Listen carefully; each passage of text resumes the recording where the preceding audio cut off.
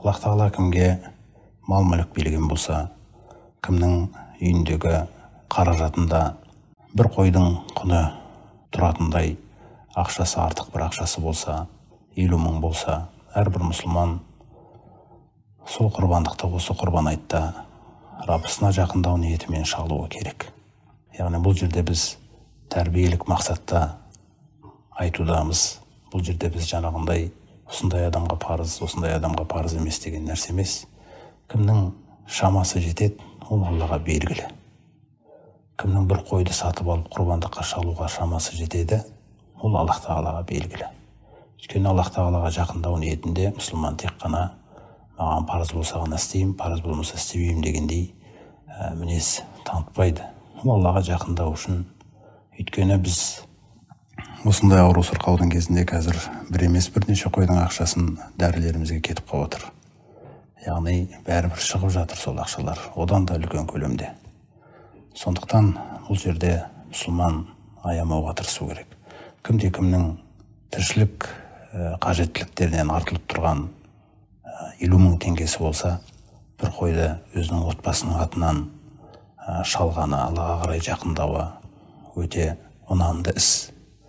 Сондай-ақ кімнің ондай ақшасы болмаса, алайда ниет деген нәрсе адамға маза бермеу керек. Жоқ, мен бірден істеу керекпін ғой, не істей аламын деген кезде, онда құрбандық шалылмайтын жағдайымызда біз садақа деген мағынаға ауысып, азық-түліктен барып, жаңағындай бір адал етімізді сатып алатын, бір 2 килограмм, 3 килограмм ба, 5 килограмм ба ет сатып апарып, мен осыны бір пақырдың үйіне апарып берем, садақа етіп.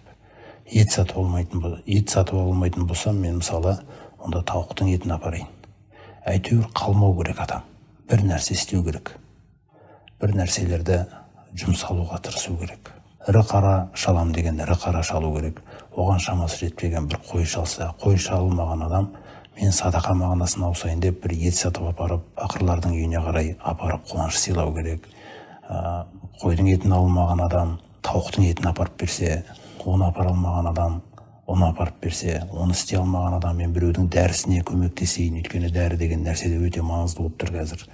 Осылайша біреу жаңағындай оттек беретін аппараттармен айналысып жатыр. Сол нәрсе аппаратқа сіздің жағдайыңыз жетпесе де, мен сол аппараттың бір 1000 теңгесін, бір 10 000 теңгесін қосып берсе мен құрмаса дегендей.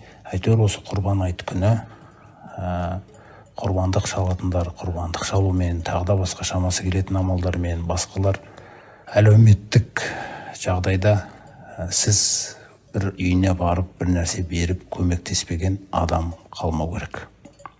Яғни сондай бір мұсылман қалмау керек, осы құрбан айтта осындай істерді жасамаған.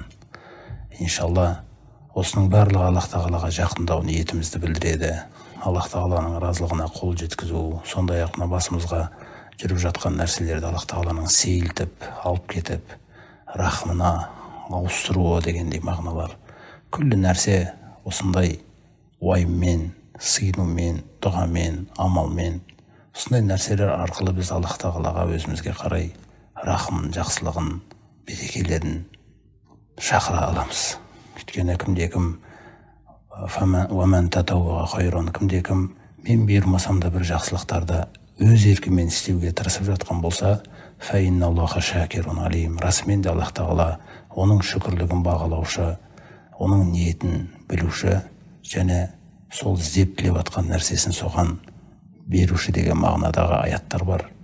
Міне Аллах тағала осы Зулхиджа айының барша мұсылман үмбетіне, біздің елімізге де, көрші мұсылман елдерге де, күллісіне осындай бір жақсылықпен айтатындай амалдарды жасауымызды нәсіп етсін.